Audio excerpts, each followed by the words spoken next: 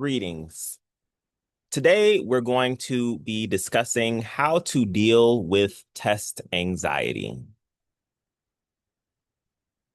How many of us have been here when a professor hands out an exam, right? Where do I start? Why am I so anxious? How do I focus?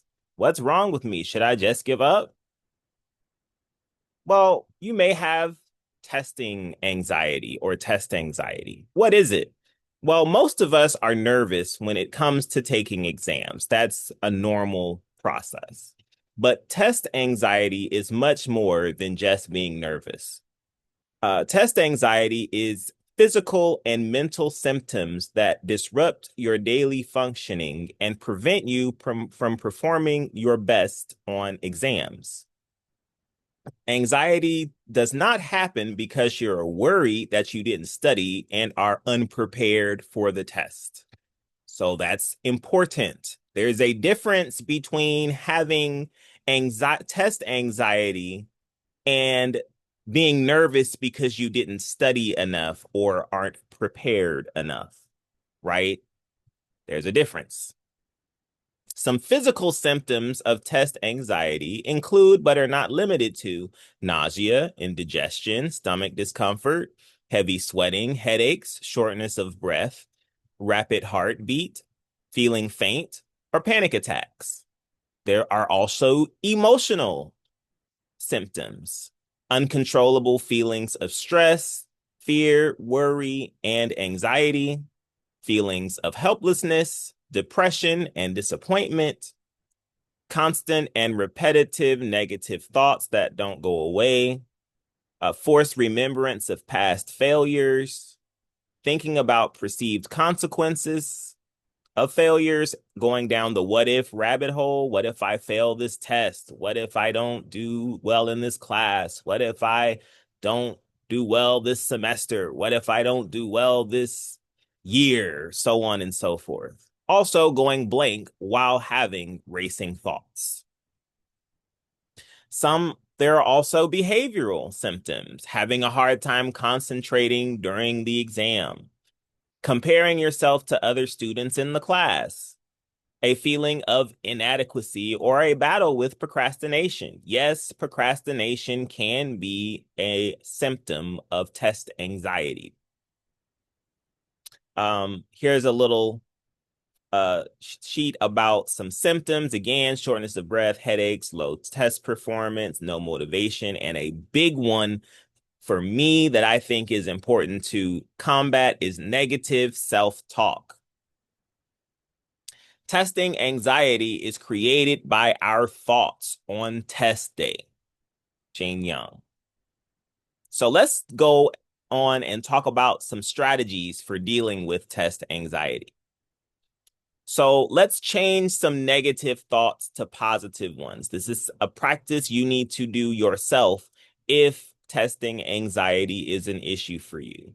And before I get started on talking about these possible things to do to assist with test anxiety, the first thing you have to do is have a willing mind, right? You have to want these strategies to work in order for them to work. If your mindset is, this isn't going to work, this isn't going to help me feel any better, there's pretty much no point in even trying to do them. You've already decided the outcome. But if you have a positive mindset and say, let me try these strategies and see if they can help me. Some or all of these may help you. So first, let's discuss changing negative thoughts to positive. So a negative thought, I'm going to fail this test. A positive reframe, I've studied and prepared. I may not know everything, but I know more than I think. Negative, if I don't do well, everyone will think I'm stupid. Positive, one test doesn't define my intelligence or worth. People who care about me know how hard I'm trying. Negative, I always black out during exams. Positive, I've had tough moments before, but I've also gotten through them. I can breathe, refocus, and keep going.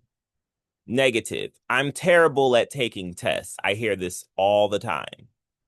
Positive. Everyone has their own struggles. I'm not competing with anyone, just doing my personal best. So here's how to deal with anxiety before the test. 1, start studying early so that you can learn the material in small chunks. If you start studying for the exam the week of the exam, you are not starting off with enough time. You should start studying for test 2 right after you finish with test 1. There is no, okay, I have some space. No, you're in school. From the beginning of the semester to the end of the semester, you do have something to do. Whether you do it or not, or when you do it many times, is up to you. But you should be actively working on all your assignments in advance. Use the Pomodoro method of studying, 25 minutes of studying followed by a 5-minute break. I strongly recommend using this method. I usually say for every 50 minutes of studying, take a 10-minute break. That's usually what I say. Don't study for more than 3 hours at a time without taking an hour break, 30-minute to an hour break. Your brain needs breaks as well. This method is only effective if you give yourself a week or 2 weeks to study and prepare for exams. Try to practice testing and focus on actively recalling information so you can become comfortable recalling the information on the exam. Try to mimic test conditions, create practice tests, use ChatGPT. We use AI and all these other things, the internet. Make sure you're remembering it is also great at school. If you ask ChatGPT to create you a practice test dealing with a certain topic in a class, it will do that. And then you can time yourself and take that exam and see how you would perform. Again, I think that is valuable with conditioning you for how you need to perform on test day. Dealing with some more tips. Another big one, get enough sleep. Avoid staying up all night studying. It seems like a good idea the night you're doing it, but the next morning, it won't seem like the best idea. Try to eat foods that will keep you full longer. Have a snack to avoid low blood sugar and hunger cravings, and stay hydrated. Some mental techniques. Again, like we discussed, convert negative thoughts into positive ones. Envision your success and use positive affirmations. You have to counter those negative thoughts. During a test, practice breathing techniques and deep breathing exercises. One of them is box breathing.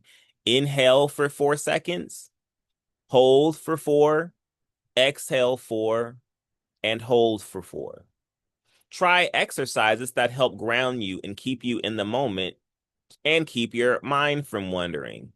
Try small fidget objects to help keep your mind from wandering and stay focused on the task. I use a fidget toy myself.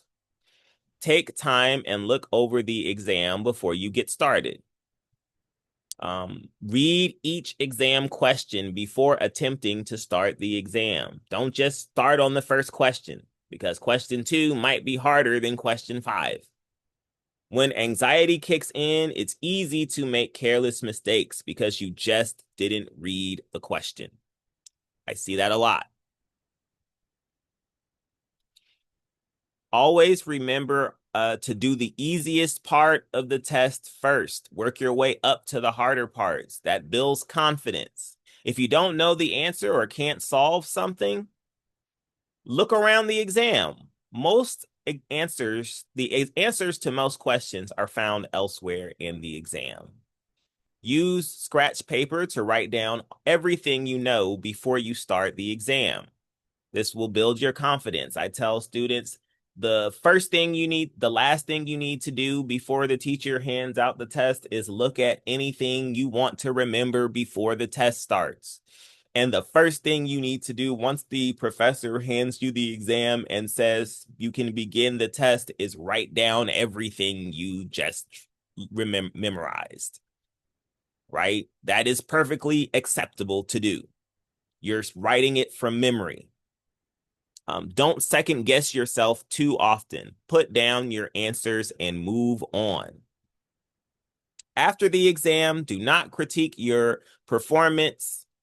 Just do something to take your mind off of the exam for a little while. Make sure to congratulate yourself about how much you learned, not necessarily a grade, but that you learned. Remember to think positively about the exam, no matter what the results are. Grades are not a reflection of your character or self-worth.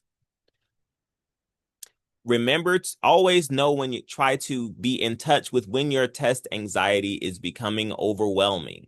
If you're unable to focus on your studies because you're so worried about taking tests, it's time to seek professional help. Don't be afraid to get help for anxiety or anything. If you have any issues, you can speak with myself, Ms. Mathis, or make sure to check out counseling services at Morehouse College. Remember, your present circumstances don't determine where you can go. They merely determine where you start. Here are some references. Again, thank you for taking the time to watch this PowerPoint presentation. I hope that you have a great day.